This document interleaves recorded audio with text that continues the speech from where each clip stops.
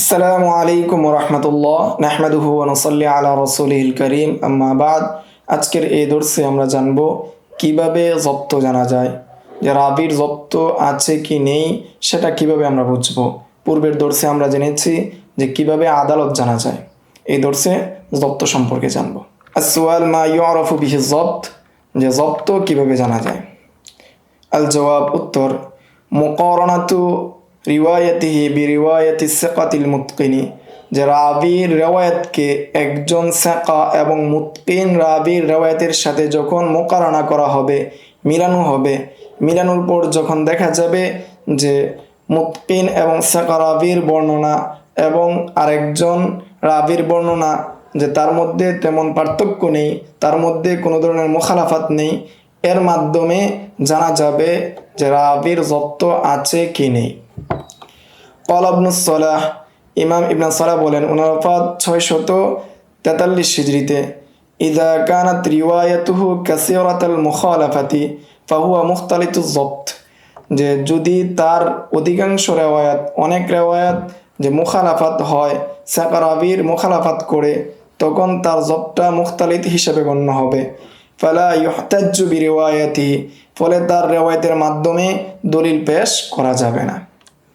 ইল্লা ইযা কানা লাহু আসলু কিতাবিন সহিহিন, তবে যদি তার এই বর্ণনাকৃত হাদিসের কোনো সহিহ মূল কিতাব থাকে, সহিহ কোনো কিতাব থাকে তার নিকট, ফায়ালতাজিমুর রিওয়ায়াতু দুনাল ইতিমাদ আলা হিফজিহি, তখন তার জন্য আবশ্যক হয়ে যাবে যে ওই কিতাব থেকে রেওয়ায়াত করা, তার হিফজের উপর ইতিমাদ না করা।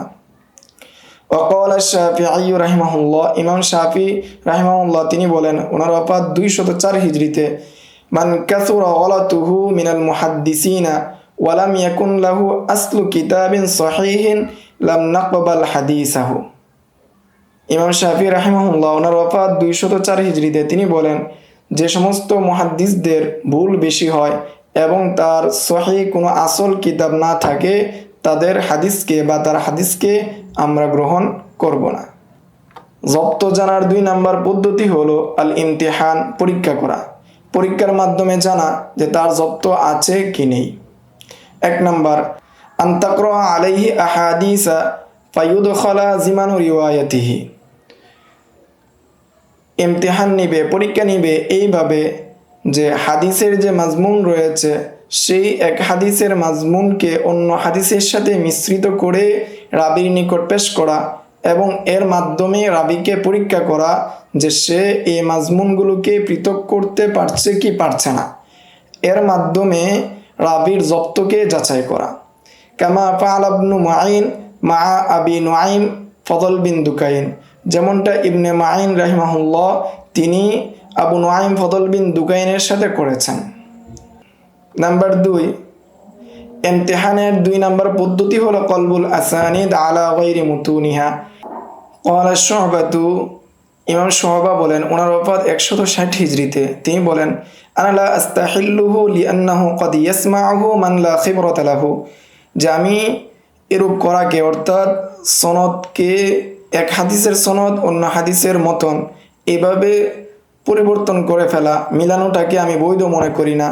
কেননা কখনো কখনো দেখা যাবে যার অভিজ্ঞতা নেই, যে এই সম্পর্কে জ্ঞান রাখে না, সে শুনছে, ফায়ারুবিহি যন্নান আন্নাহু মিন মাসমুআতিহি, ফলে সে ওইগুলোকে বর্ণনা করবে যে সেটা হয়তো সে সঠিকভাবে শুনেছে, সেটা হয়তো সঠিকই রয়েছে, এইভাবে সে বর্ণনা করবে। ওয়াকানা ইবনু মাঈন ওয়া গায়রুহু ইয়ামতাহিনুর রুআতা লিমারিফাতি যাবতিহিম, ইমাম ইবনে মাঈন সহ অন্যান্যরা রাবিদেরকে অনুরূপভাবে পরীক্ষা করতেন, যাতে করে তারা বুঝতে পারেন যে রাবিদের জব্ত কেমন, তাদের জব্ত ঠিক আছে কিনা। এইগুলোকে জানার জন্য, জব্ত জানার জন্য ইমাম ইবনে মাঈন সহ অনেকেই পরীক্ষা করতেন। ক্বালা আল হাফিজ ইবনে হাজার, ইমাম ইবনে হাজার রাহিমাহুল্লাহ তিনি বলেন 852 হিজরিতে, আর রাজিহু জাওয়াজুল ইখতিবার, রাজিহ বা প্রাধান্যযোগ্য কুল হলো যে এইভাবে পরীক্ষা করা যায়, লিআন্না ফাইদাতাহু আকবারু মিন দারারিহি, কেননা এর ফায়দা, এর উপকারিতা অনেক বেশি জররের চেয়ে। লিমা ইউআরাফু বিহি যব্তুর রাবি ফি আসরাই ওয়াক্তিন, কেননা এর মাধ্যমে রাবির যব্ত সম্পর্কে জানা যায় দ্রুত সময়ে। ওয়ালাকিন বিশারতি আল্লাহ ইয়াস্তামিররা ওয়া ইয়ানতাহি বিইনতিহাই যরুরা, কিন্তু এই শর্তে এটা অব্যাহত থাকবে না এবং কলবুল আসানিদ যে রয়েছে সেই কলবুল আসানিদটা শেষ হয়ে যাবে জরুরত শেষ হওয়ার সাথে সাথে।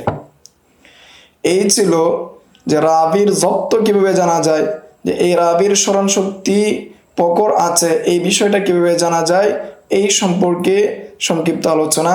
আসসালামু আলাইকুম রহমতুল্লাহ।